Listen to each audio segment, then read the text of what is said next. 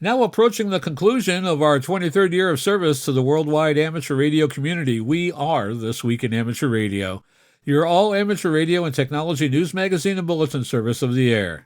This is edition number 1235 with a release and air date of Saturday, October 29th, 2022. Please take the program to your air following the Q-tone.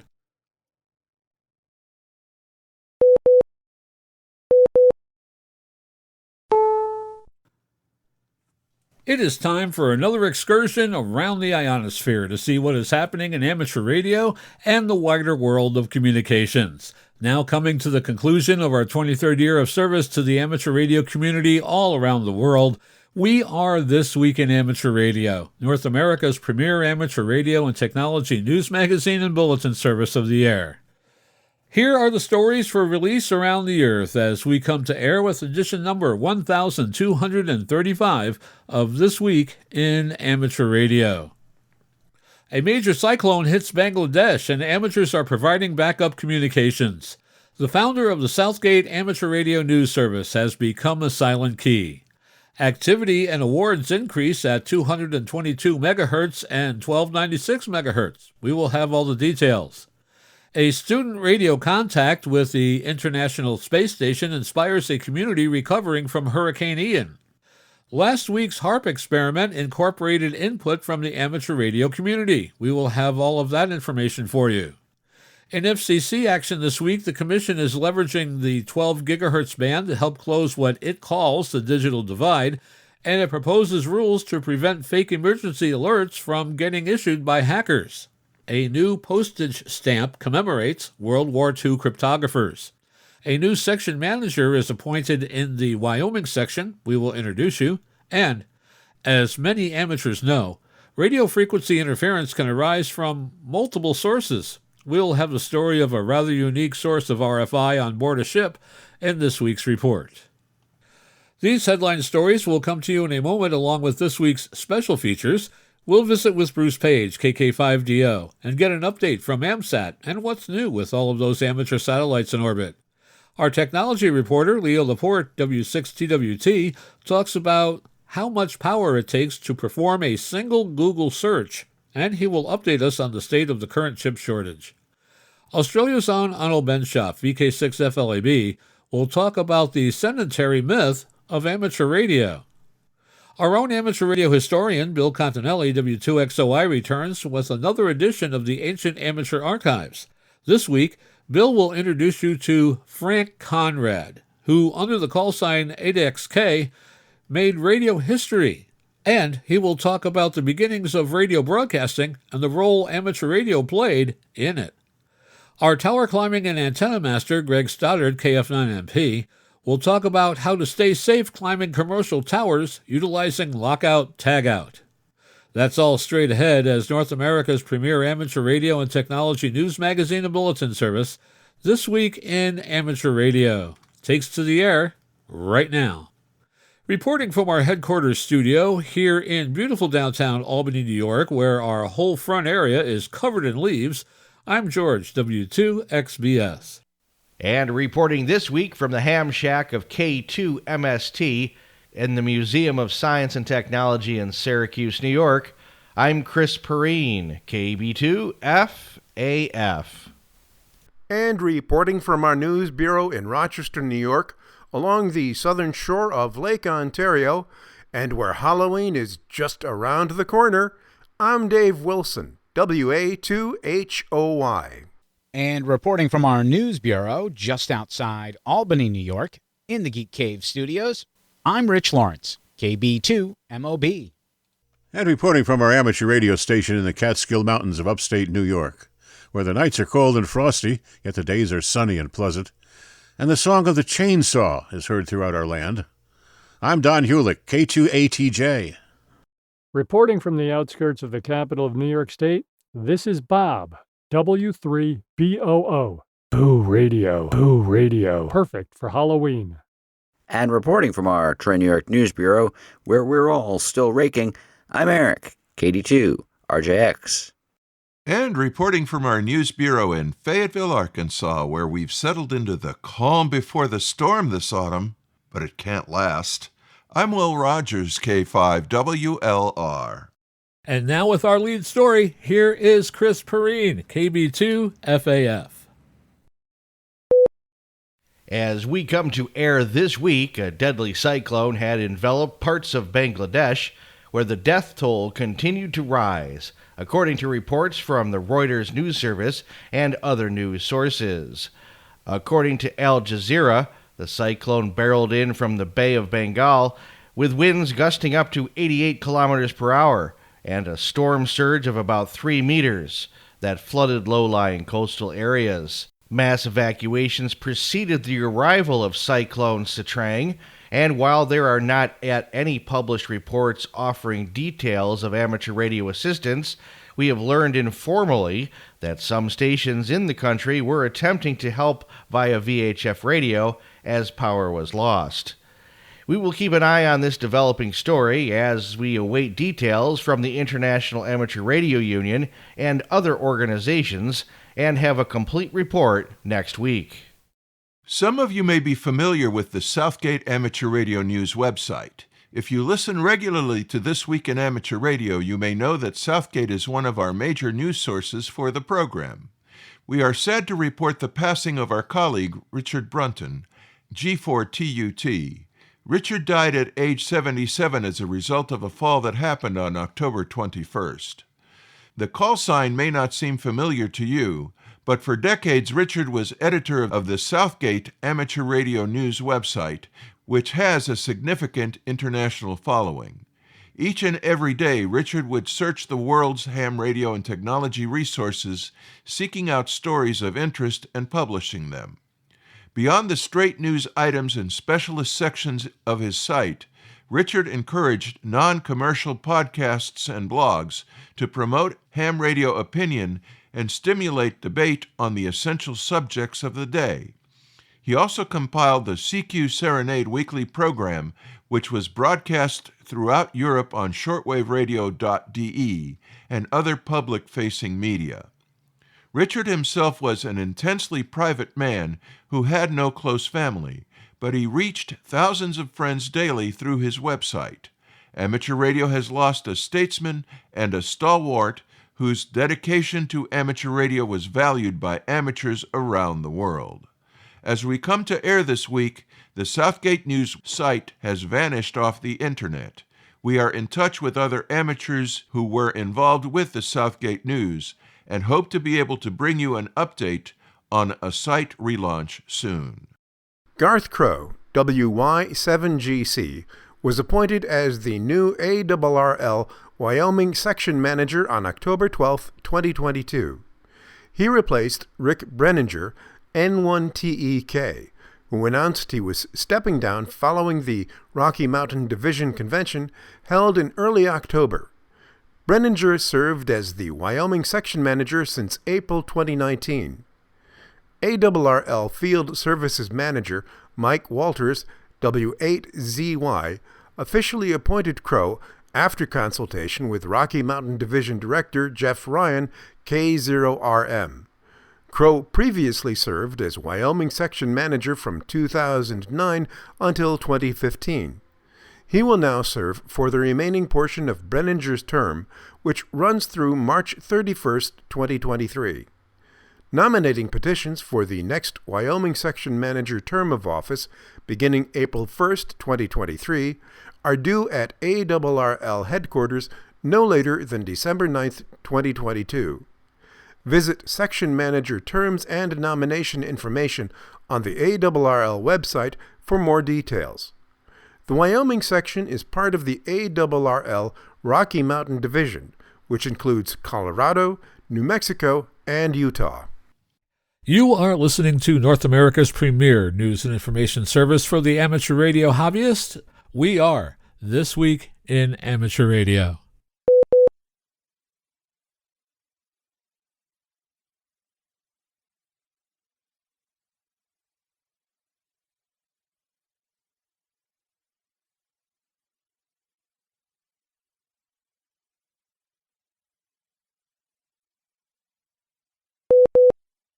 Interest in ARRL's VHF and above Worked All States Awards continues its flurry of activity, now on the 1296 MegaHertz band. To tell us more about the activity and awards on these bands, we go to John Ross, KD8IDG, at League Headquarters in Newington. As we reported in ARRL News in January, there have been several new generation additions to the Worked All States Award, now at 222, 1.25 meters, and at 1296 megahertz, that's 23 centimeters. The original rush to 1.25 meters Worked All States began in the early 80s when the first 10 WAS awards were issued. Well, recently, the 1.25 meter Worked All State ranks have grown to 16 with recent achievers, including number 13, John Swinarski, K10R of Pelham, New Hampshire, number 14, David Curl, N9HF of Ormond Beach, Florida, number 15, Ray Rector Jr., WA4, NJP in Grillsville, Georgia, and number 16, Charles Benz, N0ACK in Eau Claire, Wisconsin. An energized pool of rovers activating rare states at both 222 and 1296 have recently contributed to the chase, with the addition of 4 new 1296 MHz Worked All States Award recipients. In early September, 1296 MHz Worked All States Award number 4 was awarded to Frank Potts, NC1L of Southwick, Massachusetts. Recent award efforts accentuated a 14-year history of increased activity on the band, starting in the summer of 2007, when 1296 MHz Worked All State Award number 1 was achieved by Al Ward, W5LUA. Many 20-centimeter, 23-centimeter operators have benefited from the flurry of portable and rare estate activations during the past 2 decades. These rover operations substantially benefited DX stations, said ARRL Radio Sport Manager Bart Janke, W9JJ. It's important to realize that these DX location 1296 MHz Worked All State Award winners had to contact all 50 states via Moonbounce. The new class of 222 and 1296 MHz Worked All State Award recipients sought these awards often during efforts of several decades, and such they deserve recognition. Congratulations to all of the newest 222 and 1296 MHz Worked All State Award recipients on their extraordinary accomplishments, said Janke. I'm John Ross, KD8IDJ. Frank Potts, NC1I of Southwick, Massachusetts, visited ARRL headquarters in September, receiving his number 4 1296 MHz Worked All States Award certificate. In late September, Worked All States Award number 5 was awarded to Vlada Masek, OK1KIR of the Czech Republic. Also in late September, Worked All States Award number 6 was issued to HB9Q, the DX Group HB9CRQ in Switzerland. In late October, Zdenek Samek, LK1DFC, also in the Czech Republic, was awarded the Worked All States Award number 7. In August 2021, Al Katz, K2UYH, earned Worked All States Award at number 3. Katz is known worldwide for supporting EME, Earth, Moon, Earth, the community with the 432 and above EME newsletter from 1995 to present, as well as earning the first 432 MHz Worked All Continents Award in 1976. For more information on the Worked All States Awards, visit www.arrl.org/WAS.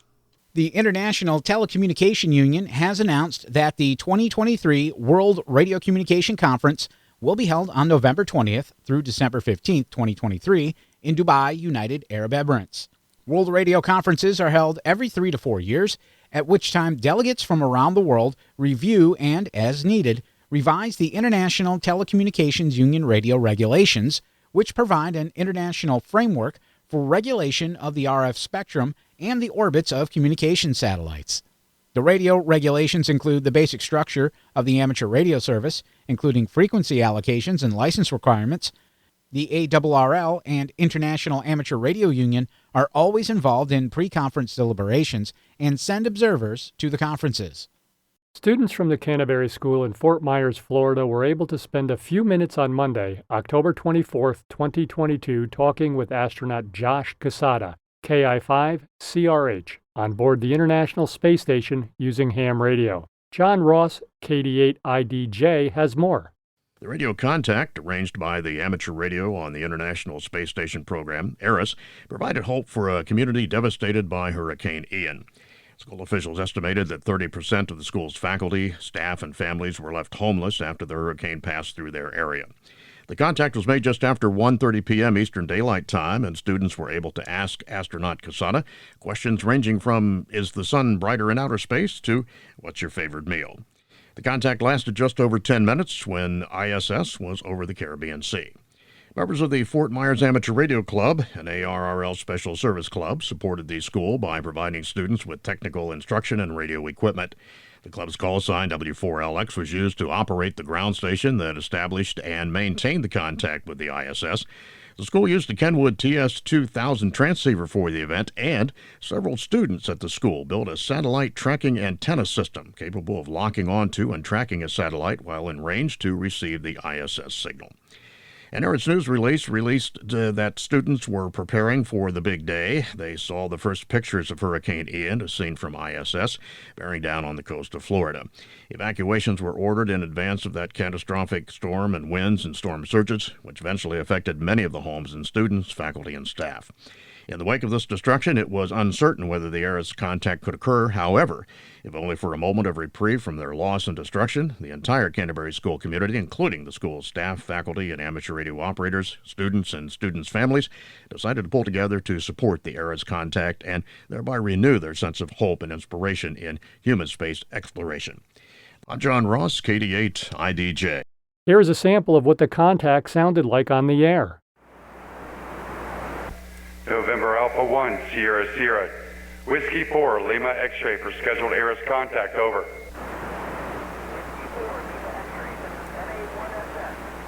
Hello, Canterbury School. This is Josh, and welcome aboard the International Space Station. Over. John Quesada, this is Brian Darley with Fort Myers Amateur Radio Club with Canterbury. Are you ready for our students? Over. NA1SS is ready. Over. Is for Nina. She is 3 years old. Nina would like to know. Can we come into space? Over. Nina, what a question. Space is awesome, and somehow it would be even more awesome with cupcakes. We don't have an oven, but we did have cake in a tube. It came out like toothpaste, and it was pretty good. Over. This is Layton. She is 4 years old, and she would like to know. How do you not get lost in space? Hey, Layton, it's super easy to get lost in space when you get flipped upside down. And I think that the easiest way to get lost is to not know where you are. So the first thing I do when I feel like I'm getting lost is I don't believe my eyes. I just see what I see and then make a map in my mind. And that way I can figure out where I really am, and then I'm not lost. My name is Isaac, and I'm in first grade. I'm 6. Does the sun look different from the ISS? Over.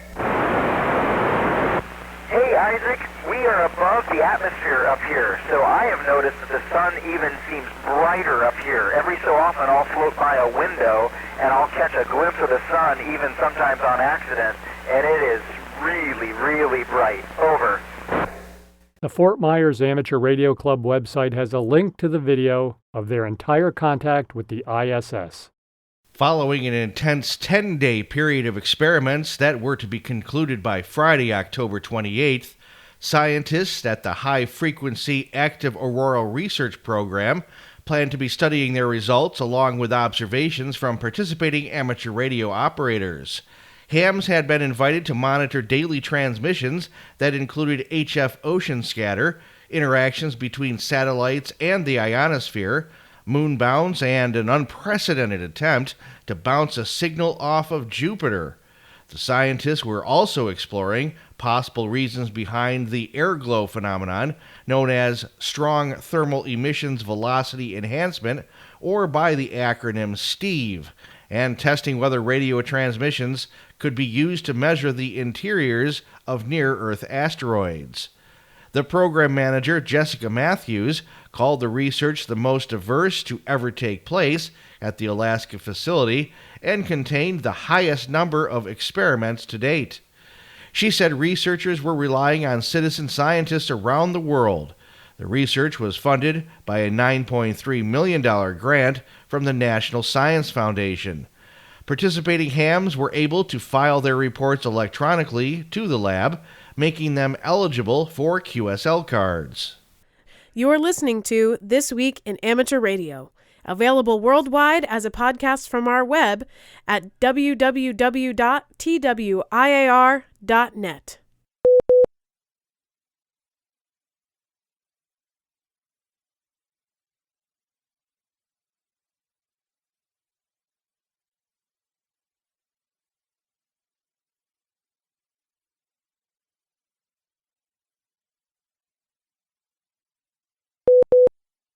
The ARRL Foundation is now accepting applications for grants to amateur radio organizations for its 2023 scholarship program.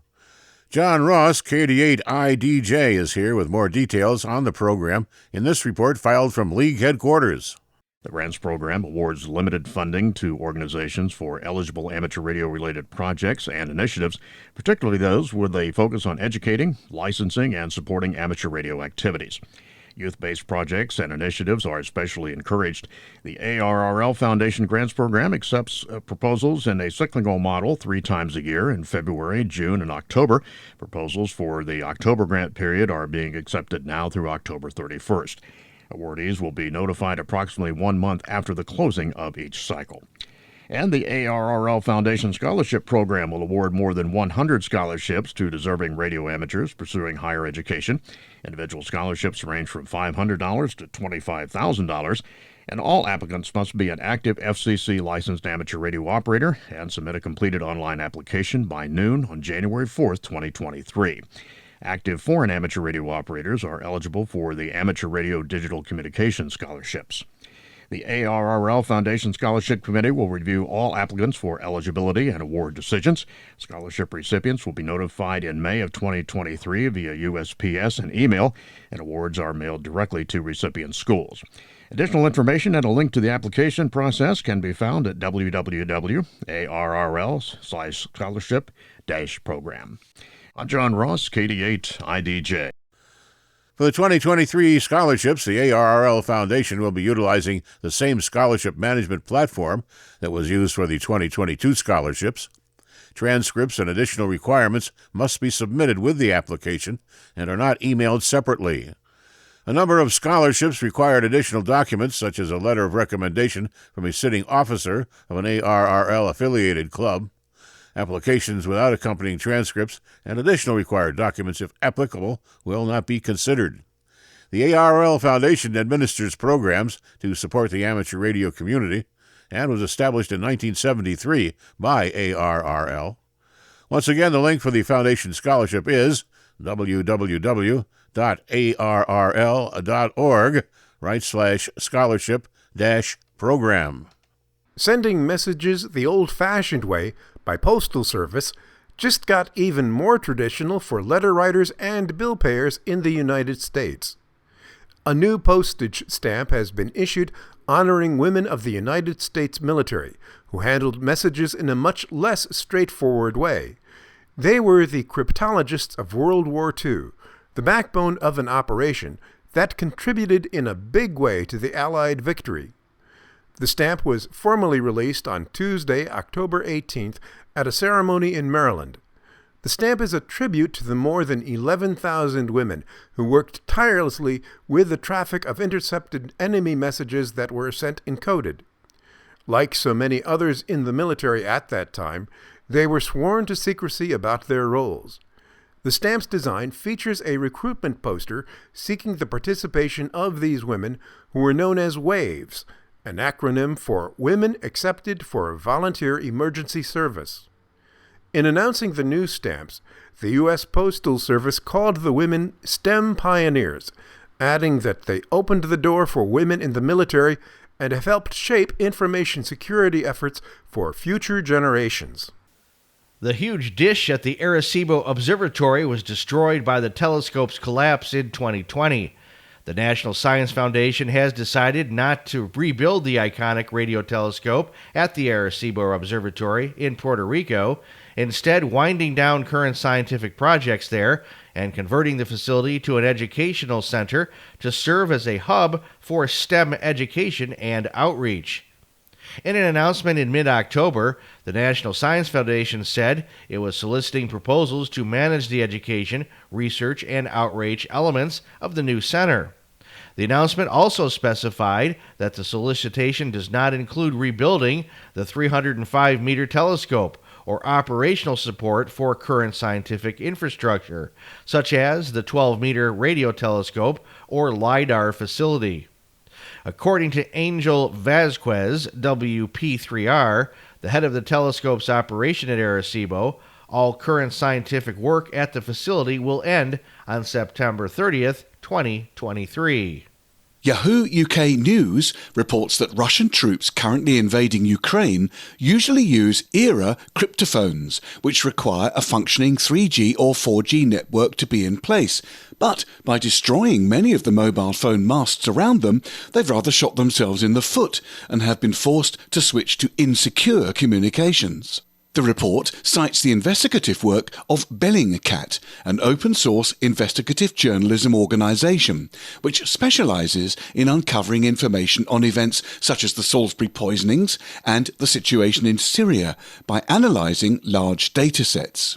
According to Bellingcat's executive director, Christo Groziev, the Russian military tried unsuccessfully to use their ERA cryptophones in Kharkiv after destroying many mobile phone cell towers and also replacing others with their own Stingrays. Stingrays are eavesdropping devices that are used to replace and pretend to be normal cell towers so that nearby mobiles connect to this Russian listening device instead and can thus be intercepted without the user realizing. But without 3G or 4G for their own secure ERA encrypted phones, the Russian army in Ukraine has been obliged to put local analog SIM cards into their mobiles to communicate, which are very easy to intercept. And that's just what has been happening, allowing Ukraine intelligence to eavesdrop on Russian army conversations. You can read the full Yahoo story at uk.news.yahoo.com. The Federal Communications Commission on Thursday proposed rules that would require companies that participate in public alert systems to report cyber breach incidents that affect certain equipment within 72 hours. The FCC's notice of proposed rulemaking in FCC 22-82 was approved on a bipartisan basis by all of the agency's commissioners and is intended to improve the operational readiness and security of the country's public alert system. The Emergency Alert System and wireless emergency alerts. These systems warn Americans about emergencies through alerts on their TVs and radios and mobile phones. The rulemaking is intended to protect against cyber attacks by requiring emergency alert participants to report incidents of unauthorized access within 72 hours, and the FCC said in the proposed action notice. This would allow the Commission to work with participants and other government agencies to resolve an equipment compromise before it's exploited to send phony alerts. If enacted, the rules would also enhance security measures by requiring emergency alert system participants and wireless providers that deliver the emergency wireless alerts to annually certify that they have a cybersecurity risk management plan and implement sufficient security protocol for their alerting systems. It would also create a buffer against fake or false alerts by requiring participating wireless providers to transmit sufficient authentication information to ensure that only valid alerts were displayed on consumer devices like phones and televisions. The proposals came after the Federal Emergency Management Agency warned in August that hackers can use the U.S. emergency system to issue TV, radio, and cable network alerts if encoder and decoder device software isn't properly updated. FEMA issued an advisory to broadcasters after learning the exploit could be used to a large audience at the DEF CON hacking conference in Las Vegas that ran in early August. The FCC has adopted a new rule requiring owners of out-of-service satellites to remove them from orbit within 5 years, a significant acceleration from the previous rule, which was provided a 25-year deorbiting window. According to the AMSAT news service, the goal is to reduce the risk of collisions in the ever more crowded low Earth orbits inhabited by many communications satellites. The reduction in time was recommended by NASA, which is concerned about the growing amount of space junk in Earth orbit. Again, according to AMSAT news service, it's estimated that there are already some 100 million pieces of space junk in orbit, much of it too small to track, but not too small to cause significant damage in a collision. The ANS report did not indicate what impact the new rule may have on amateur satellites, some of which have spontaneously reactivated themselves after many years of theoretically being out of service. We pause for stations along the network to identify. We are This Week in Amateur Radio, available as a stream to your favorite digital device on Spotify, TuneIn.com, Overcast, iHeartMedia, and wherever you download your podcasts.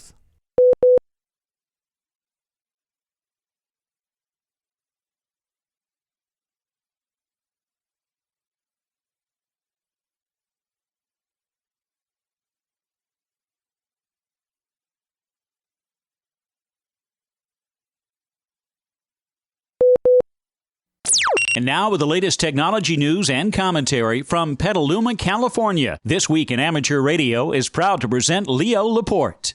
I don't know, how are you feeling these days? I feel, now I'm in an unusual situation because I overshare already. I'm on the air talking to people 5 days a week, 4 days a week. So by the time I get home, I feel like anything that anybody wants to know about me is already out there. So I don't use Twitter and Instagram and Facebook and social networks like that, probably in the way a normal person would, to let people know what I'm up to and to promote stuff. It just, I don't feel the need. It's the same reason I got my ham license, my amateur radio license. I was very excited. I really enjoyed it. Took the test, got the general license, and got all the equipment and stuff. And then I never use it because I realized, wait a minute, I'm already talking to people for my work all day, every day. And the last thing I want to do, I know there are people. I know Art Bell. Art Bell, he used to do his radio show, get off the air, and then go on and talk to hams for 2 more hours. I just want to go home and watch TV. I just want to shut up. You know how much energy a simple Google search uses? We don't think of it. We don't really think of that, do we? I mean, we don't go, oh wow, I got to cut back on my Googling. I gotta slow down on my Googling because it's using up according to, the UK's independent fact-checking charity, fullfact.org, a Google search, and this is Google's own estimate, a Google search, each and every one, and how many trillions of searches a day, right? Each and every one could power a 10-watt light bulb for 108 seconds. Just 108 seconds. So if you see an overestimate somewhere, this is Google's own. That's a equivalent of a 60-watt LED bulb. It's a 10-watt. So an LED bulb for 108 seconds. Okay, you might say, okay, that's pretty trivial. It's not, though. Add that up. How many searches a second go through Google? That's the issue. The only point I'm making here is that we don't think about the cloud using energy, but it does. It uses a ton of energy. And we're using it all the time. Every time you go on the net, every website you visit, every search you make.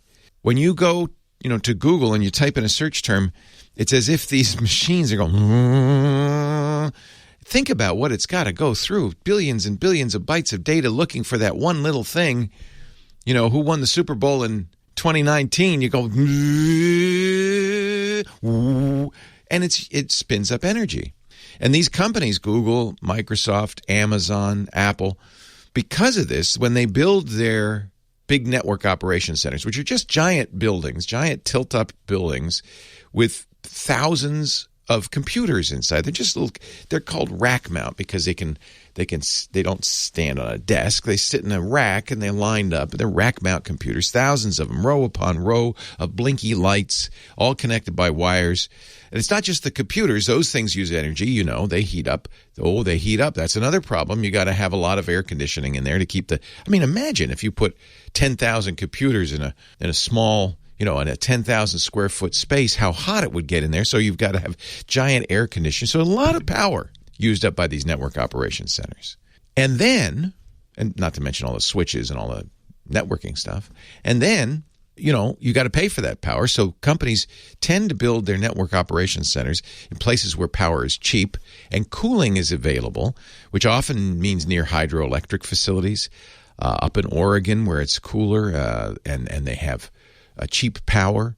Northern Virginia, for some reason, that's a big, Nova is a big area where a lot of, North Carolina too. So they're actually out there trying to find places where we can run these network operation centers cheap. And if you think about it, when you do a Google search, it's not just one network operations center. They're all over the place. They're all over the world. In fact, some of these companies have so much computing power on the line that they'll just rent out the excess from time to time. That's actually how the first online services start. You may remember, if you're an old timer, it's funny. I always know when somebody's been computing for a long time if they're an old timer. If I say, "What's your CompuServe ID?" and they go, 75106,3135. That was mine. If you remember your CompuServe. Well, CompuServe came about because H&R Block, the big tax firm, had lots of computers to do taxes, but they noticed they weren't real busy. April 16th, it got a little quiet. And they said, we should do something. We've got all these computers. Can't really shut them down. They're churning along. We should do something. So they started an online service called CompuServe. General Electric did the same thing. They called it Genie. There's no excuse for America Online. That just happened. So that's what Google, Amazon, Microsoft, Apple all do. They lease out computing power. Google has the Google Compute Engine and the Elastic Cloud. Or is that Amazon? I think Amazon's the Elastic Cloud. They have AWS, Amazon Web Services. Turns out they make more money on AWS than they do on selling stuff to you. Did you know that? Amazon, in order to be Amazon, had to put all these computers together, build these network operations centers. They also had to build fulfillment centers, right? Big warehouses all over the country where your stuff is so that they can ship it out to you. And Jeff Bezos, you don't get to be the richest man in the world without a little bit of smarts, right? He said, we got all this excess capacity, both in fulfillment centers and in computing. What can we do with it? They created Amazon Web Services, many billions of dollars a year in revenue. It's very profitable for them. For storage, for computing. If you go to a website, most of your websites, most of the places you go are not, if you go to the Washington Post, it's not some computer in Washington, D.C. No. It's an Amazon server, Amazon Web Services server somewhere else. AWS is, even my website, if you go to techguylabs.com or our podcast site, twit.tv, those are running on Amazon Web Services. Everybody does. Why would you want to do anything else? Amazon, it's cheap. It's got all this extra stuff. And then they had all these fulfillment centers. What else did they do? Well, about half of all the stuff you buy from Amazon now isn't from Amazon. You're buying it from a third party that is using Amazon's facilities to store and ship their stuff. It's actually been an amazing success, not just for Amazon, but just for our economy, because it's a lot easier to start a business. Whether you're going to be a software startup, a website, maybe you're going to sell stuff out of your house, you don't have to have a fulfillment center. You don't have to have shipping. You just say, okay, Amazon, you handle it. I'll send you the order, you handle it. And you make your little profit. Some of it goes to Amazon. Same thing with computing. If you're a startup, I don't want to have to run a server. I don't, so you can do it on Amazon or Microsoft does this, Google does this. A lot of companies do it now with their excess server capacity. It's kind of interesting. It's really kind of powered this modern technology age. We don't think about it. It's infrastructure. It's the cloud. It's out there. But no, it's the cloud. When you do a Google search, many dozens of computers wake up and say, hello. They pull down enough power to power a 10-watt bulb for 108 seconds, and they give you the answer. And boy, did they give you the answer fast. Think about that. We just take this for granted now. But if I type in who won the Super Bowl in 2019, I don't even have to type it. I can ask Siri, who won the Super Bowl in 2019? Patriots beat the Rams in the Super Bowl by a score of 13-3 on February 3rd, 2019. That was less than 1 second to get that answer. And 108 seconds of light bulb power. That's pretty remarkable, isn't it? We really take that for granted. There is a whole bunch of stuff, and it's happening invisibly behind the scenes. Pretty cool, I think. We live in interesting times, don't we? Let's see, what else is in the news? Boy, I've been doing this show since the early 90s. And at that time, when I started doing it, you couldn't say technology was all around us. I mean, people had computers on their desks, but internet usage wasn't widespread. In fact, hardly anybody used it. Email, when I first started this, didn't even go from one person to another. You had to all be on the same platform. You remember MCI mail? You could only email it was electronic mail. You could only email other people with MCI mail or Genie or CompuServe or AOL. You could only email AOL people, right? And then a few years later, all of a sudden, the internet, and you could email anybody anywhere. That's when the changes started. The big change, I guess, 2007, about 15 years after I started. Is that right? Yeah. 15 years after I started doing this show. That can't be right. Yeah, it is, though. Then that's when the iPhone came out and everything changed because all of a sudden you had the internet in your pocket. You were always on, always connected. Man, now we're in the world of TikTok and Snapchat and Twitter and Facebook and the Goog. It's really changed. But that's part of the fun, for me at least. It's not boring. It never stops. And, of course, it means you need me even more. I'm here if you need me. I'm your tech guy. This week, the president met with executives from many of the big tech companies as well as the CEOs of Ford and General Motors to address the ongoing chip shortage. Both Ford and GM have had to slow down lines producing cars and trucks because they couldn't get the special automotive chips now that everything's got a chip in it. Intel's CEO Pat Gelsinger, who was there, said, it's going to be a couple of years before we get our new plants up online in Arizona. They're going to spend $20 billion to do that. The president is chipping in, get it? $50 billion for a chip production infrastructure plan. It's a crisis, but the problem is the solution to the crisis isn't short term. You can't just automatically wave a wand and make more chips appear. You got to build factories. And many of those factories, good news, will be built in the U.S., which I think is prudent, especially if we're putting the money in, right? So 2023 maybe before this stuff eases up. Yikes. TSMC, which is a big Taiwanese semiconductor manufacturing company, that's what TSMC stands for, is ponying up $100 billion over the next few years to build plants, including a $12 billion chip fab. That's what they call these fabrication and assembly plants. A chip fab in Arizona. Yay. There's a couple of things going on here. Concern about tariffs, but more importantly, concern about the geopolitical situation with China, even with regards to Taiwan. It's uncertain. You don't know what's going to happen. You don't want to be completely reliant on manufacture in China, which most tech companies, in fact, most companies, period, are in the U.S. and around the world. So this is a long-term plan that ain't going to give us any short-term relief.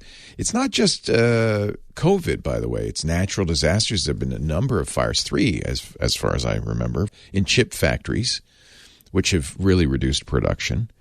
It's also, we want more chips. We're eating them up like crazy. Was it Lay's potato chips who said, eat as many as you want, we'll make more? It ain't that way with microprocessing chips. They're hard to make. They're expensive to make. And the planning happens years before. So they planned a certain amount. With COVID, everybody, computer sales were up, tablet sales were up, even cellular, smartphones were up. Cars started using chips. A lot of devices that didn't use chips before started using chips. Suddenly the demand is exponential, and everybody was caught a little off guard. So it's going to be a couple of years before that eases up. A couple of years. Anyway, I'm glad you were here, and I'm here, and I'll be here next week, and I hope you'll come by and bring your friends too as we talk high tech. Leo Laporte, the tech guy. Are you ready for another trip into amateur radio history? I'm Bill Continelli, W2XOY, and I'll be back in a moment with another edition of the Ancient Amateur Archives, here on This Week in Amateur Radio. Originating from Albany, New York, and distributed worldwide, you are listening to This Week in Amateur Radio.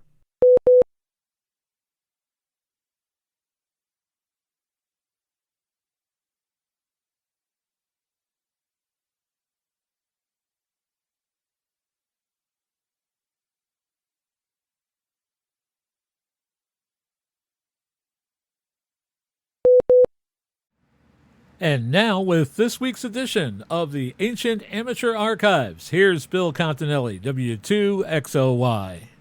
On November 2nd, 1920, Warren G. Harding was elected President of the United States. Millions read the election results in the newspapers the next day. In the Pittsburgh area, however, hundreds heard the election returns the moment they were wired in, thanks to Dr. Frank Conrad, a Westinghouse employee who broadcast the results over 8XK, his amateur station. This station would evolve into KDKA, and the night of November 2nd, 1920 has been called the start of the multi-billion-dollar broadcast industry. But was it? Let's take a look at the evolution of broadcasting and the amateur's role in it. The idea of broadcasting was first considered by Lee DeForest in May 1902, when he wrote that ultimately wireless telephony will be possible. He urged the financial backers of the DeForest Wireless Telegraph Company to develop and patent the concept. The stockholders, however, were more interested in immediate profits through massive stock sales rather than genuine development and refused to finance the necessary research. Undaunted, DeForest in 1907 formed the DeForest Radio Telephone Company. In a statement that for 1907 must have appeared to be radical or even bizarre, but was amazingly prophetic, he wrote, "I look forward to the day when opera may be brought into every home. Someday the news and even advertising will be sent out over the wireless telephone." Despite DeForest's intense interest in this area, he was not the first to broadcast the human voice and music over the airwaves. That honor belongs to Reginald Fessenden, a Canadian professor. He was the first to recognize the inherent flaw in the concept of spark transmissions and set out to find an alternative. His quest led him to Schenectady, New York, and the services of General Electric's most brilliant scientist, Charles Steinmetz. Fessenden explained his idea, an alternator capable of generating waves of 100,000 cycles per second, or 3,000 meters. Steinmetz and his assistant, Ernst Alexanderson, worked for almost 2 years and finally produced an alternator that met Fessenden's requirements. The Alexanderson alternator, as it was now known, was delivered to Fessenden's station in the fall of 1906. On the evening of December 24th, 1906, ship and amateur operators heard something in their headphones they had never heard before. Someone speaking. A woman singing. Someone reading a poem. Fessenden himself played the violin. Not to be outdone, DeForest continued his radio-telephone experiments in the period of 1907 through 1910, broadcasting from the Eiffel Tower and live from the stage of the Metropolitan Opera, where Enrico Caruso was singing. However, all of these transmissions had one major problem. Without a pure, stable, direct current CW carrier to modulate, all of the signals had a background whine and distortion. Real development in the area of modulated carriers would have to wait until Armstrong discovered the oscillating properties of a regenerative circuit. By 1916, both Armstrong's circuit and the Audion were widely circulating in the radio world, and broadcasting surfaced again. Lee DeForest resumed his transmissions with programs of good music, culture, and lectures. DeForest can be credited with 2 firsts in 1916. The first advertisements for his Audion and other products, and the broadcast of the presidential election between Woodrow Wilson and Charles Evans Hughes. Unfortunately, DeForest signed off before the California results were in, so he declared Hughes the winner over Wilson.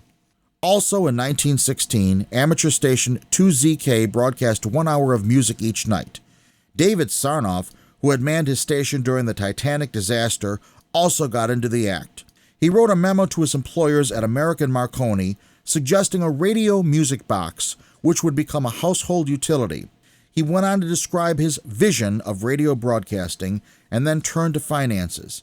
He predicted an income of $75 million a year from the sales of receivers. Marconi, still focusing on ship-to-shore telegraphy, took no action on the memo. After amateurs had returned to the air in November of 1919, hundreds of them began to explore the area of broadcasting. In May 1920, amateur station 8XK joined many other hams in the transmission of music. Incidentally, it was legal for amateurs to broadcast music, news, sports, lectures, advertisements, or indeed just about anything else they wanted. The Radio Act of 1912, still in effect, did not mention amateurs. Rather, one paragraph made a general reference to individual private or commercial stations. The only real restriction was the 1 kilowatt power limit and the 200-meter wavelength. After that, the government didn't care. Thus, those amateurs who had built equipment to modulate their CW transmitters eventually played a phonograph record or two, sang, or tried to sing, or broadcast some form of entertainment. With all of the above documented evidence, why is November 2, 1920 considered the start of broadcasting? The answer lies not at the transmitter, but at the receiver. Prior to that night, all broadcasts had, in effect, been from one amateur to another, or to a commercial station. The November broadcast, though, was designed and promoted by Westinghouse as a transmission to the general public. Starting in September, stores were selling basic receivers for $10 to receive 8XK. Westinghouse, in effect, had seized DeForest and Sarnoff's idea and was marketing it to the general public. Thus, it was the makeup of the listening audience that defined the start of broadcasting. When the word of this successful transmission got out, more amateurs got into the act and set up their own little broadcast stations. By the end of 1921, it was estimated that about 1,200 amateurs had made at least one broadcast. Some had a regular schedule of programs and would evolve into commercial stations. Others did it just out of curiosity. But there were listeners. Over 400,000 people heard the Dempsey-Carpenter fight on July 2, 1921. Radio sales were approaching 100,000 per year, not counting crystal sets, which were selling at the rate of 20,000 per month. However, with this explosive growth came two problems for the amateur. The first was an identity crisis. What should the role of the amateur be in broadcasting? Some thought that we should stay out of it and just stick to traffic handling on CW. Others envisioned the amateur as a jack of all trades, expert CW operator and relay station, as well as community broadcaster. In fact, a new name evolved to describe this amateur broadcast hybrid: citizen radio or wireless. Even QST was confused. For a period of time in 1921, the word citizen replaced amateur on the front cover. The other problem was frequencies. Everyone, amateur, broadcaster, and hybrid, was on 200 meters. Tuning across the dial in 1921, one would hear mostly CW, a few spark holdouts, and the new broadcasters. While the amateurs were used to the interference, the general listening public was not. They had purchased their radios to hear music, not CW. Complaints started to pour into the Secretary of Commerce. Legally, he was powerless, as the Radio Act of 1912 offered no solutions. A conference was called for all interested parties, held in Washington in February 1922, to try to resolve the impending crisis. Even though he was exceeding his authority under the Radio Act, Secretary Hoover was able to get the following proposals accepted at the conference. 1. Henceforth, special broadcast licenses would be issued. 2 frequencies would be available for broadcasters immediately: 360 meters, or 833 kilocycles, for regular transmissions, and 485 meters, or 619 kilocycles, for crop reports and weather forecasts. 2. After the marine interest had abandoned the 220 to 545 meter range, or 1,363 to 550 kilocycles, it would be turned over to broadcasting. 3. Broadcasting was forbidden by amateurs, who were defined for the first time by name as stations operating without pay or commercial gain, merely for personal interest. 4. Quiet hours were imposed on all amateur stations, effective from 8 p.m. to 10:30 p.m. daily and on Sunday morning. The fact that the number of broadcasting stations dropped from 1,200 to 30 immediately after these regulations went into effect shows just how many amateurs were in fact pioneer broadcasters. This agreement, however, was a house of cards. Secretary Hoover had stretched his authority under the Radio Act of 1912 well past the breaking point. In 1926, the cards came tumbling down, and the summer of anarchy was ushered in. How would amateurs fare with no enforceable regulations in place? Join us the next time as the Ancient Amateur Archives explores the events leading up to the creation of the Federal Radio Commission. This is Bill Continelli, W2XOY, for This Week in Amateur Radio. You are listening to This Week in Amateur Radio, available as a podcast at our website, www.twiar.net, and streamed worldwide via Spotify and iHeartMedia.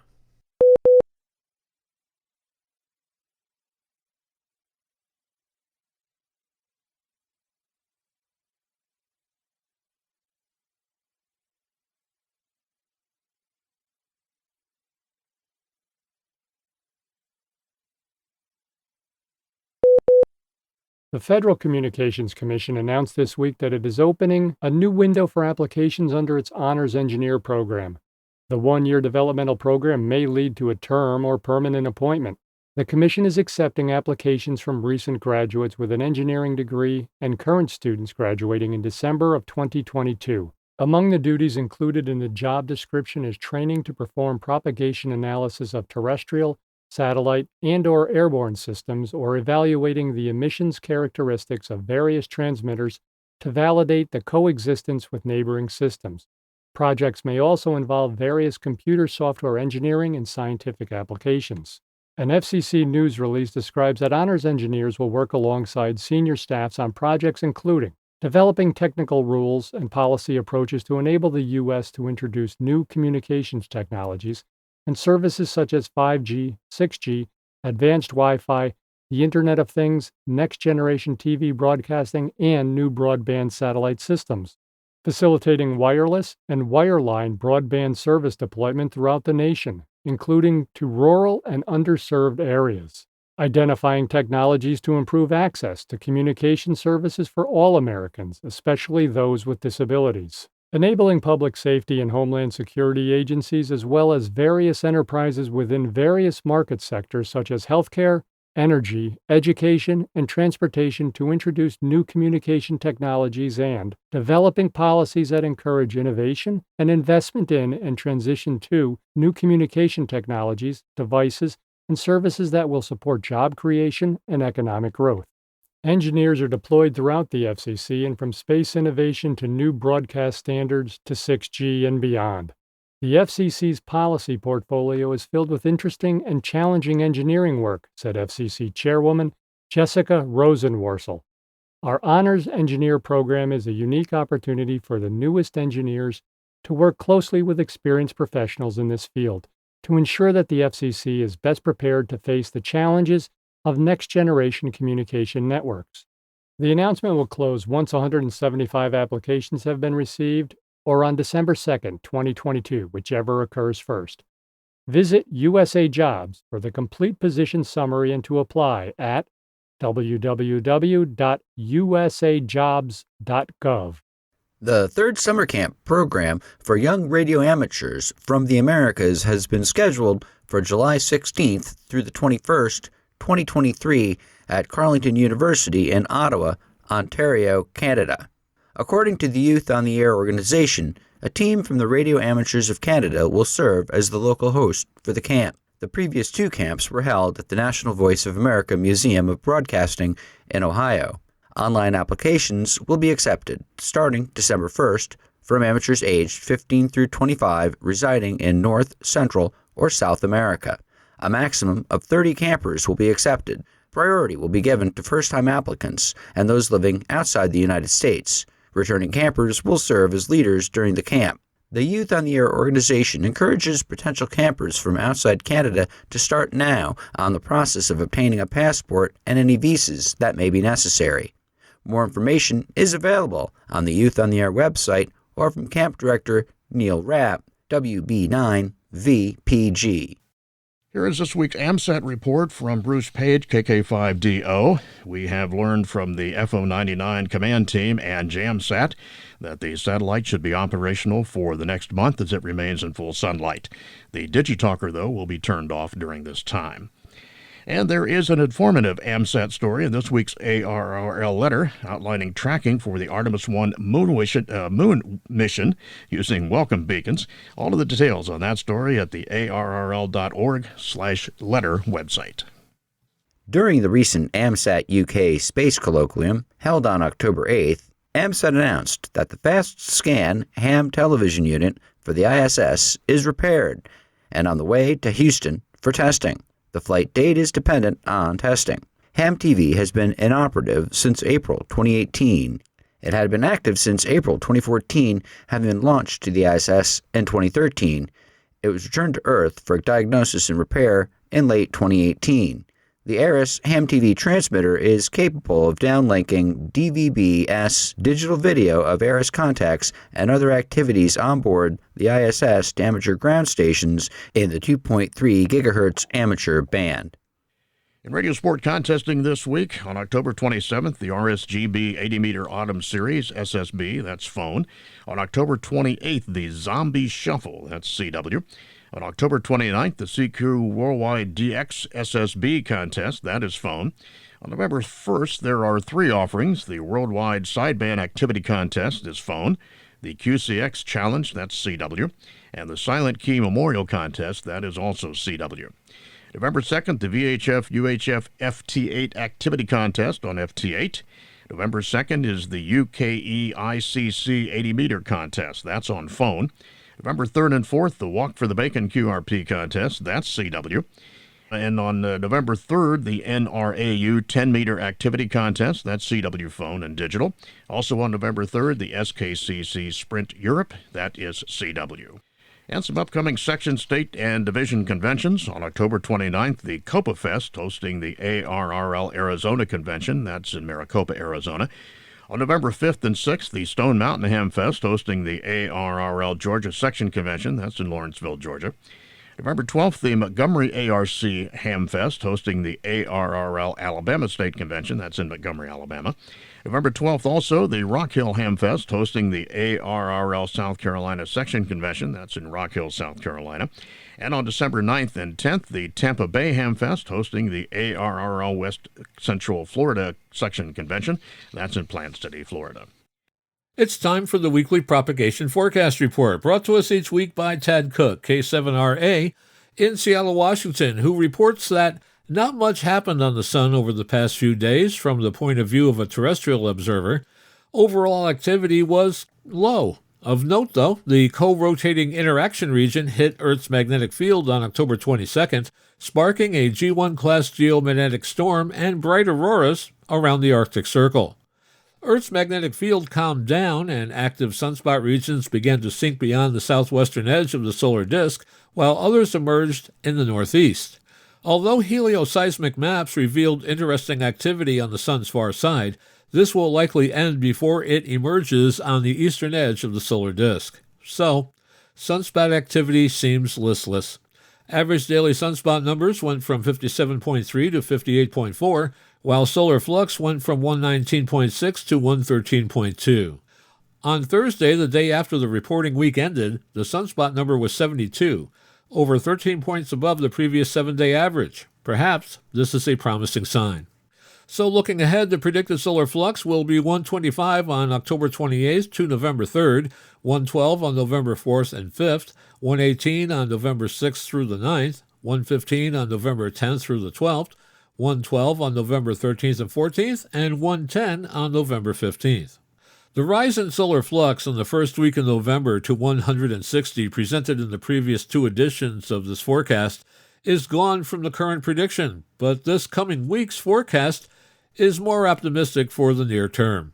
Finally, looking at the predicted planetary A index, it will be 8, 18, 22, 15, 12, 10, and 8 on October 28th through November 3rd. It'll be 5 on November 4th through the 9th, then 18, 18, and 15 on November 10th through the 12th, and 5 on November 13th through the 17th. You're listening to America's premier amateur radio news magazine of the air, This Week in Amateur Radio.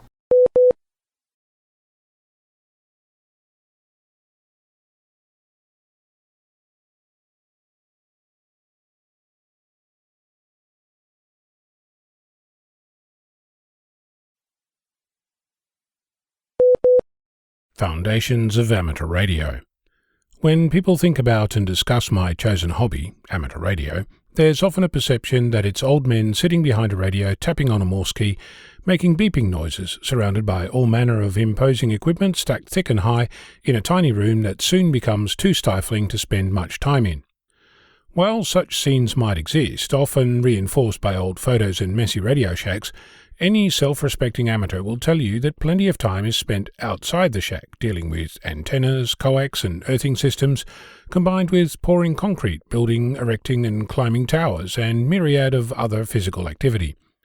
My experience has shown that my own inertia-bending acts often involve things like camping, portable operation in ever-changing environments, throwing ropes into trees and recovering those later, erecting verticals, tying down squid poles and other muscular movements like building temporary rotators lashed to the nearest utility vehicle to take advantage of a multiband Yagi that someone brought along to play with during a field day. The first time I really discovered just how lacking my stamina is was in early 2014, when the Foxtrot Tango 5 Zulu Mike de-expedition team to Amsterdam Island was in town. I had the pleasure of spending a day with a couple of team members showing off the sights of my QTH, Perth, in Western Australia. In the middle of the city is Kings Park. To give you a sense of scale, at over 400 hectares, Perth's Kings Park is larger than New York Central Park and London's Hyde Park. One of the attractions is the dual spiral staircase DNA Tower. At 15 metres height, it is the highest viewing point in Kings Park, offering 360-degree views of the park and the city surrounding it. Commissioned in 1966, the tower has 101 steps and has recently been refurbished. It derives its name from the DNA double helix molecule, which is how the staircases are arranged. One of my companions on the climb to the top was a sprightly amateur who's been licensed a decade longer than I've been alive. I marvelled when Arnie, November 6 Hotel California, essentially ran up the tower when all I was able to achieve was puff my way up in his wake. Since then, I've discovered that doing 24-hour contests, camping and other fun stuff now absolutely kicks the stuffing out of me, often requiring that I spend a day in a small dark room recovering with a blanket over my head. While my body, shape and call sign have things in common, and my doctor continues to encourage me to lose weight, I can say that my recent visit to hospital, unexpected as it was, reminded me in no uncertain terms that I should look after myself, if only so I can actually participate in the next contest or camp-out. I'm not going to tell you what my fitness plan is, nor am I going to tell you to embark on one of your own, other than to ask, have you considered just how much of this wonderful hobby goes beyond keying a microphone or tapping a keyboard, and consider just how safe you really are when you next climb up a ladder, tower, or other height to fix an antenna? Speaking of health, I've been absolutely blown away by the incoming messages, offers of help, shared gallbladder emergency and post-operative experiences, and more, from people whom I've known for years through to amateurs who took a chance to introduce themselves and wish me well. It wasn't until this week that I really understood that this community is rich in personal lived history, going well beyond the experiences I've had outside the hobby. I'm ever so grateful for your encouragement and intend to keep fighting to get well. It's going to take some time, but I'm looking forward to when I can next camp out and not regret my life choices. So, get off your sedentary and go do something, will ya? I'm Ono, Victor Kilo 6, Foxtrot Lima, Alpha Bravo. We unfortunately have two silent keys to tell you about this week. First, the Minnesota ham radio community is grieving the loss of an active longtime radio operator who was formally recognized for his generous spirit and decades of involvement. Mike Sigelman, K0BUD, described himself as one enthusiastic amateur radio operator. He wrote, "I have been licensed since 1955 and keep heavily involved both on the air as well as in the local amateur community." Mike became a silent key on Thursday, October 20th, but not before the former broadcast professional also left a deep imprint in amateur radio. The ARRL honored him in 2013 with the President's Award in recognition of his years of commitment and service to various league programs. Earlier this year, he was given the Public Service Award from the Maple Grove Radio Club, K0LTC. An enthusiastic participant in local nets, contesting and DXing, he had also served as president of the Twin City FM Club and the public relations officer for the ARRL's Minnesota section manager. His survivors include his wife Judy, N0OEL, and a ham respected in Finland for his wide-ranging work as a mentor, a pioneer, and a renowned botanist, has become a silent key. Peter Tigerstedt, OH5NQ, OH2BM, was considered one of the most prominent figures in amateur radio in Finland. A news report from the Wireless Institute of Australia quotes Marty Lane, OH2BH, as calling Peter a pioneer on both the high and low ends of the HF spectrum. A professor by vocation, his other love was to mentor young radio contesters in Finland and welcome them to his contest station, OH5Z. Born in 1936, he was remembered by Al, 4L5A, writing in a column on dxnews.com. Now, the OH5Z group has lost their father figure and are looking longingly towards the horizon. Beyond radio, the Helsinki University professor emeritus achieved fame as an expert in plant breeding, most especially the rhododendron. He developed a variety that bears his name. The Wayne Amateur Radio Club manned a 30-foot-tall mobile observational infrastructure protection unit, or Skywatch Tower, at Ohio's Wayne County Fair in September again this year. Staffed by specially trained amateur radio volunteers, that tower provided 24-hour surveillance, monitoring, and a record of activity on the fairgrounds that included medical emergencies, lost children, and other situations where help may have been needed. Captain Doug Hunter, KE8JNH of the Wayne County Sheriff's Office, was impressed with its performance. Last year, I put in a request for the tower from the Ohio Department of Homeland Security, Hunter said, and after seeing the benefit of having it, I immediately requested the unit again for this year's fair. Positioned near the grandstand, that tower gave volunteers a bird's-eye view of the midway that allows one person to see from the air what 4 or 5 people can see from the ground. The observation deck is equipped with state-of-the-art video equipment and provides situational awareness in places where there are large crowds in attendance. Eric Mass, W8ELM, said the club memberships who have additional training, apart from their amateur radio licensing exams, take shifts monitoring the crowd. Through our training, we understand how to communicate with law enforcement, said Mass. We know what they need to hear. If we see a situation that needs their attention, our radio is connected directly to their dispatch inside their command center on the fairgrounds. And once we report it, we are out of the loop, and law enforcement manages everything from that point on. Captain Hunter added that as long as this is available to us, we will take advantage of it. If we can utilize something that increases the safety of fairgoers, we will take advantage of that. WARC members donated more than 60 hours of their time, and we are very thankful for that. Also, thanks to Dan Starcher, Public Communications Specialist for the Wayne County Commissioner's Office in Worcester, Ohio, for information contained in today's story. I'm John Ross, KD8 IDJ. With an array of pan, tilt, and zoom cameras, the tower unit provides a 360-degree view of the fair's most vulnerable areas. It's climate controlled and is capable of being self-powered to ensure continuous operation. According to the Wireless Institute of Australia, the Northeast Victoria Amateur Radio Club, which responded with financial support when historic floods ravaged so many towns earlier this year, has revived its funding initiative as parts of Victoria and New South Wales battle new flood conditions. Beginning in early 2022, as the brainchild of committee members Gary Reeve, VK2XF, and Matt Belston, VK3VS, this emergency response effort shows that not all amateur assistance is necessarily accomplished with radios alone. Club Secretary Frank Scott, VK2BFC, said that the earlier initiative began with $2,000 from the club and quickly grew to more than $3,000 with donations from individual amateurs and other clubs. As before, the club is asking members of the community who have had losses in the current flooding to apply to the club for an e-gift card that can be taken to supermarkets or other retail outlets to replace some of what was lost. Community members are being encouraged to apply for the cards, which are valued at an average of $100.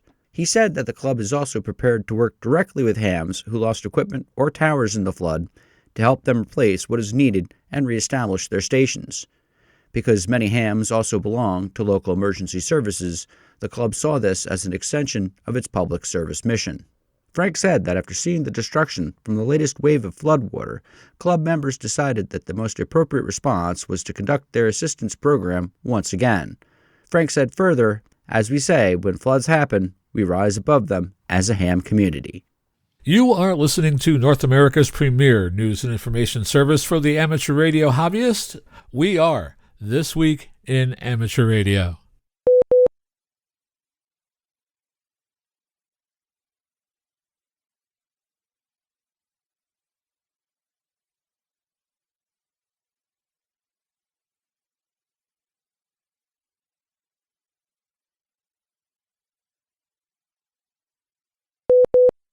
Students from the Crop Protection Student Association at the University of Puerto Rico in Mayagüez participated in a communications practice session as part of the yearly Great Puerto Rico ShakeOut drill on October 20th, 2022.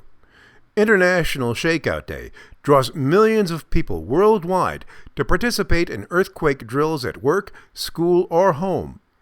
To tell us a little more about International ShakeOut Day, we go to John Ross, KD8IDJ, who files this report from League headquarters.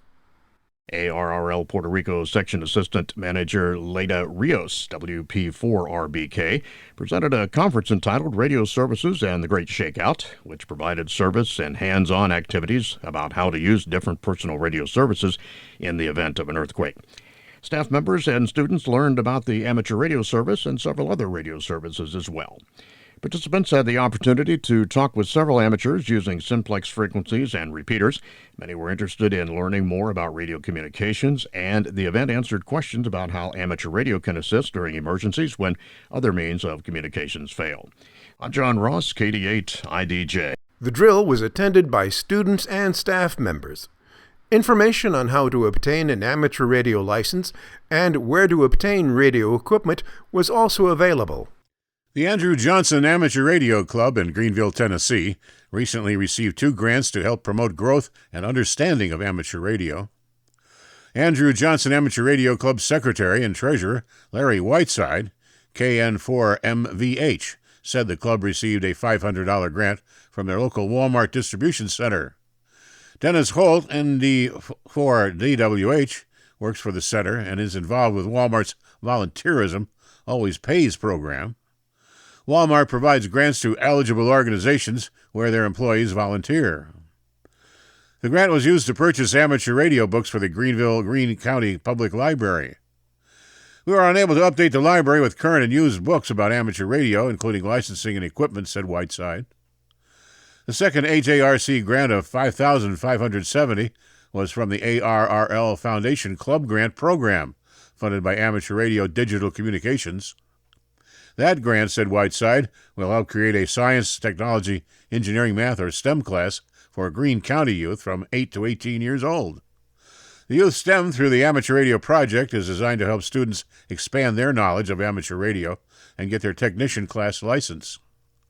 The program will be administered with the Greene County Makers and Free Wildlings Homeschool Playgroup. The AJARC will furnish all materials and equipment, including a radio, which will be installed at the Greene County Makers location. We actually had a trial program before writing the submission for the grant, said Whiteside. Not only did the youth participate, but so did many of the parents. The Andrew Johnson Amateur Radio Club is an ARRL-affiliated club.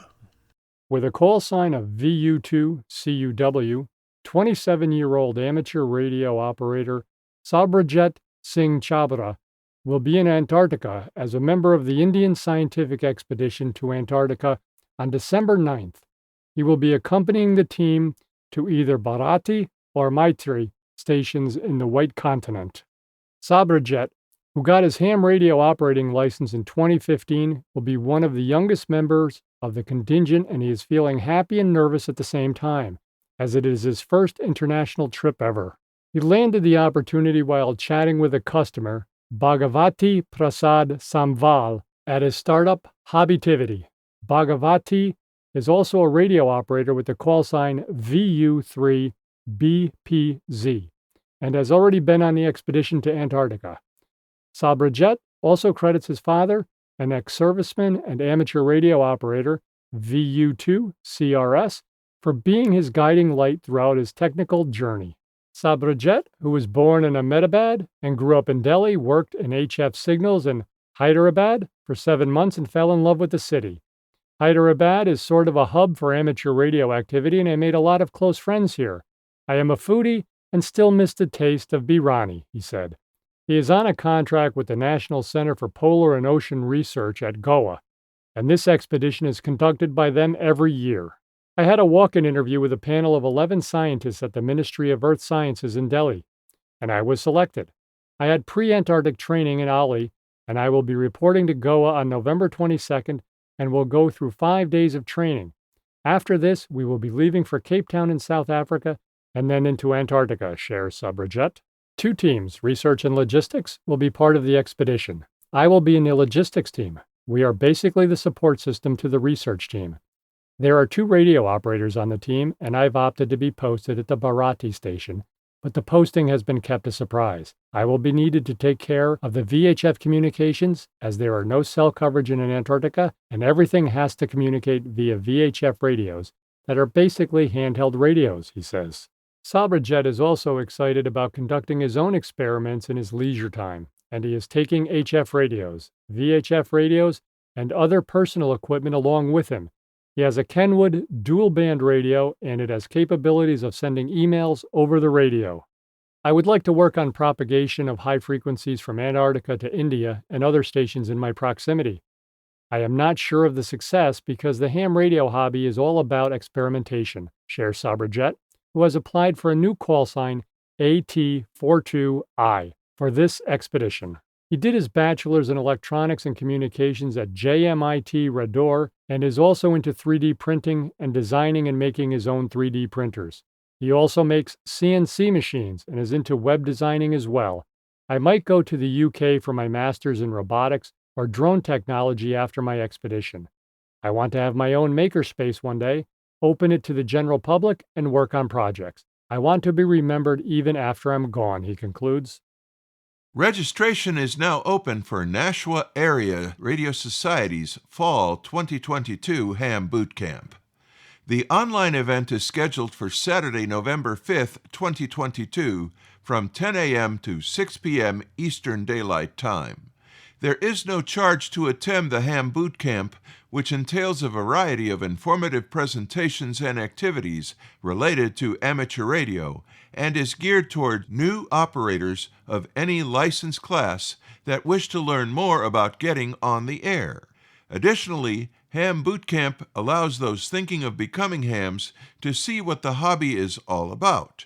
The sessions usually have anywhere from 100 to 400 attendees, and over the past several years, more than 800 have attended.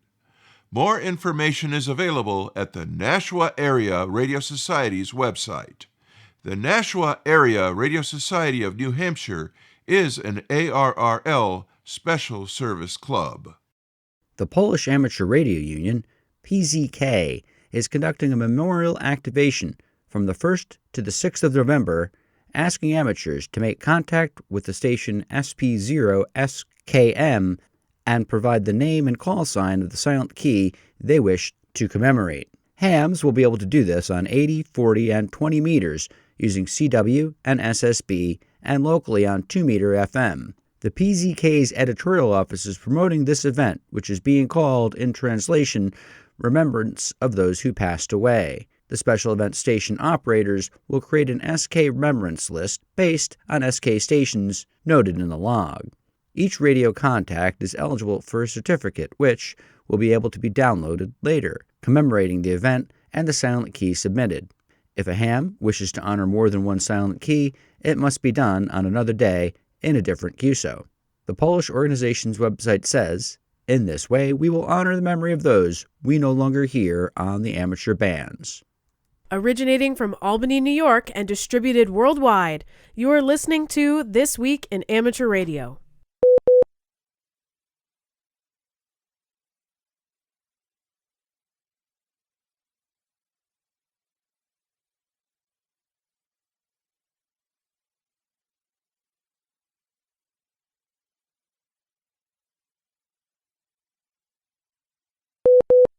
And now, with his segment on tower climbing and antenna safety, here is Arizona's own Greg Stoddard, KF9MP.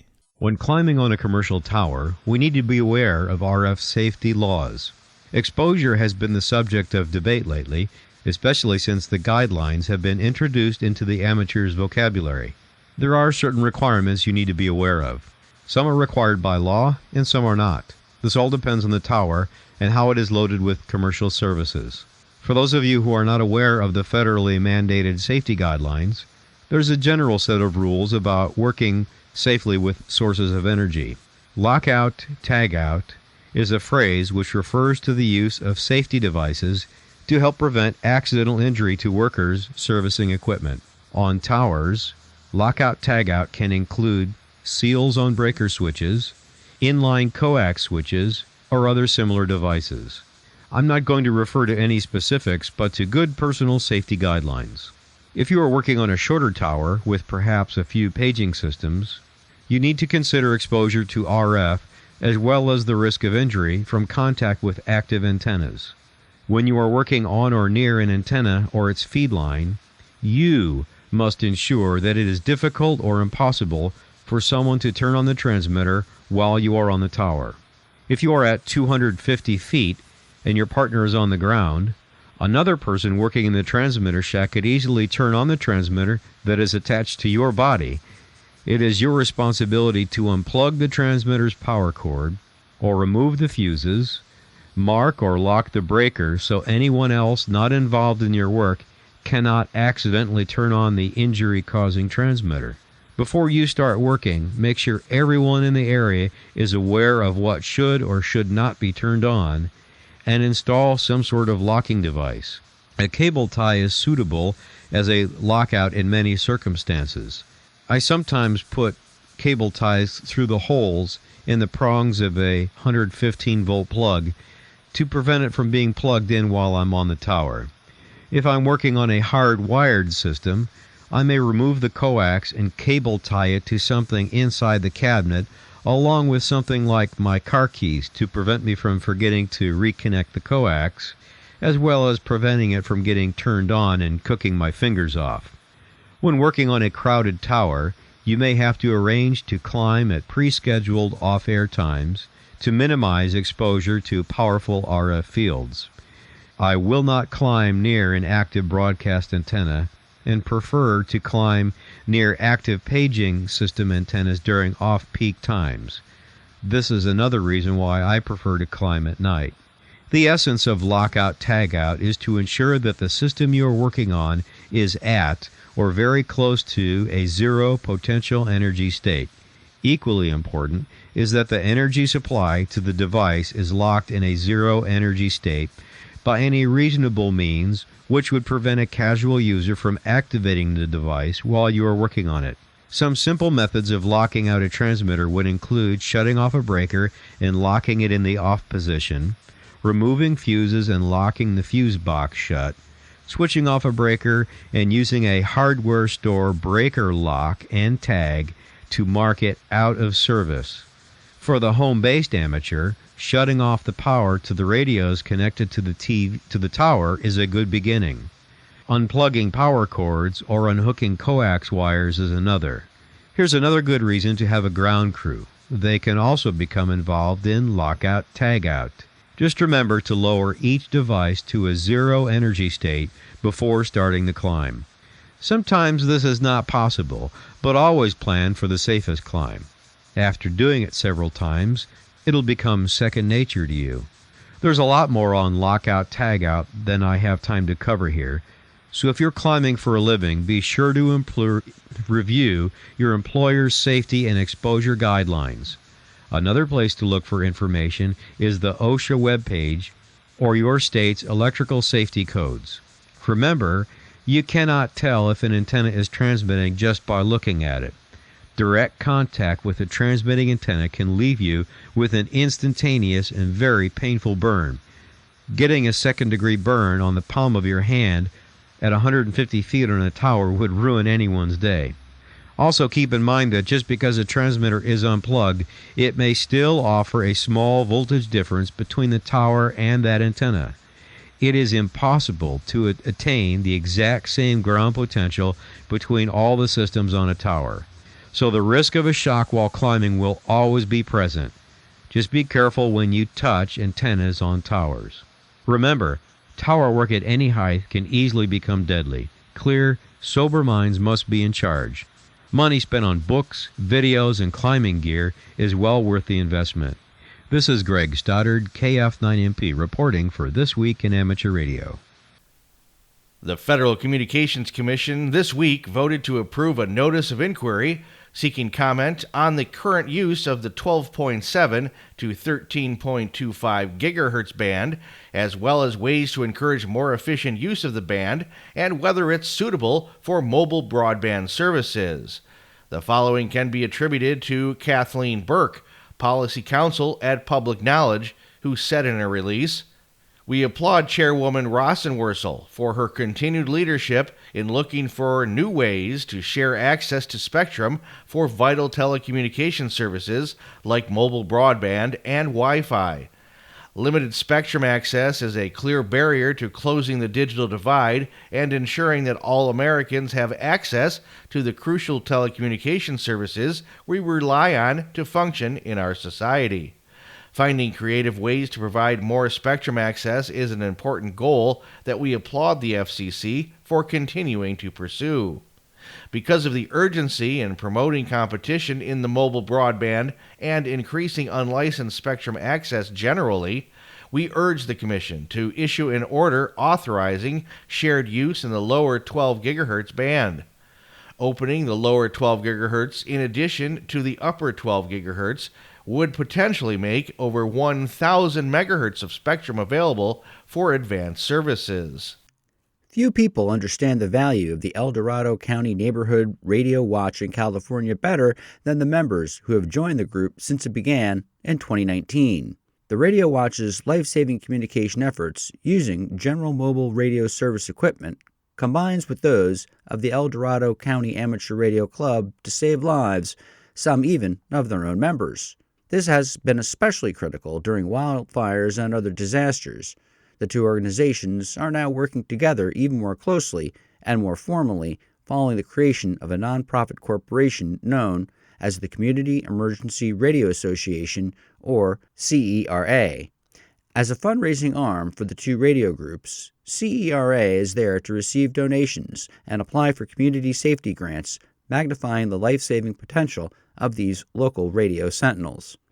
Alan Thompson, W6WN, said that the teamwork goes beyond even that ambitious agenda. CERA is also a mentoring group, assisting in emergency preparedness, public safety exercises, and instruction to prepare for the amateur radio licensing exams. Alan, who is the public information officer for the groups, said that the El Dorado Ham's membership roll has grown, and the Neighborhood Radio Watch now has 500 members throughout the county. Alan said that the groups are also consulting with several other ham radio clubs both in and outside of California. Alan gave a presentation recently to the Cool Pilot Hill Advisory Committee at the Pilot Hill Grange on Monday, October 24th. We pause for stations along the network to identify. We are This Week in Amateur Radio, available as a direct download on our website at www.twiar.net.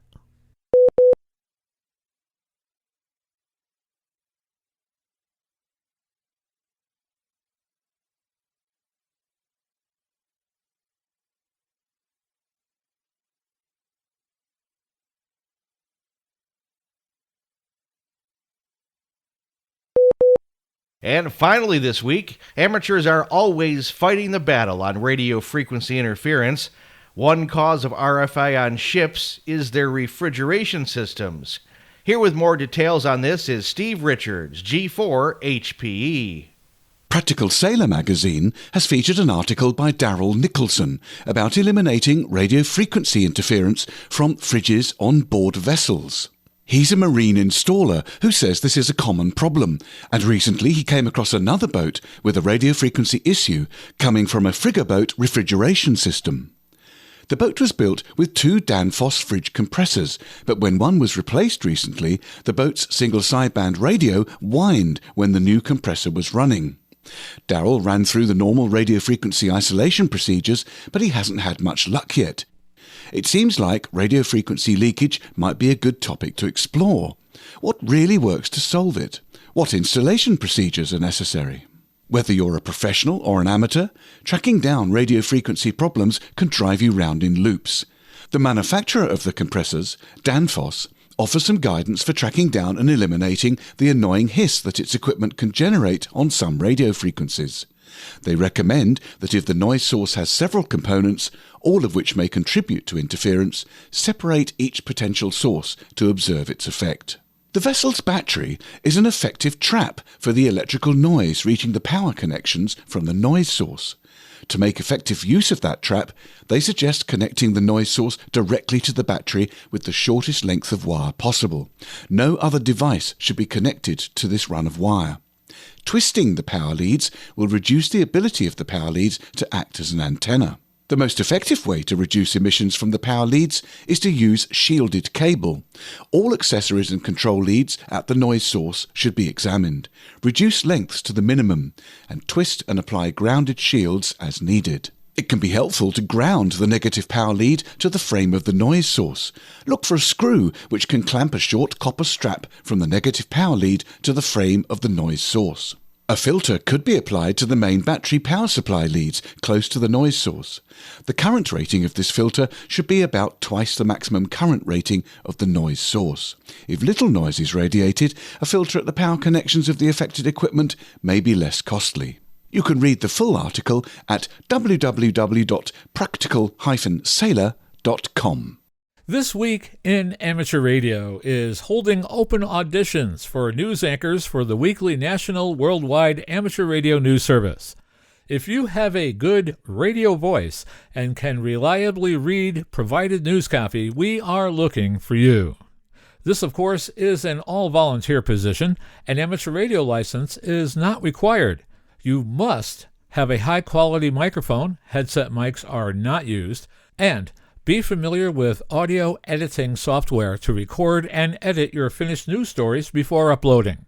If you would like to try out for a weekly or bi-weekly anchor position with North America's premier amateur radio news on air and podcast, please send an email to our producer, George, W2XBS. You can include a sample MP3 of yourself reading news copy sent as an attachment to W2XBS77@gmail.com. That's whiskey, the number 2, X-ray Bravo Sierra 77 @gmail.com. Be sure and use Anchor Audition in the subject line. Please include your phone number and a good window of time for a callback to discuss your submission and our operating logistics to see if This Week in Amateur Radio is a good fit for you. We hope to hear from you soon. This Week in Amateur Radio is heard on nets and repeaters around the country and around the world, on great repeater systems like WA3PBD repeater system, on Thursday evenings at 7:30 p.m. on 146.730 and 223.940, covering all of Pittsburgh, Pennsylvania, and beyond.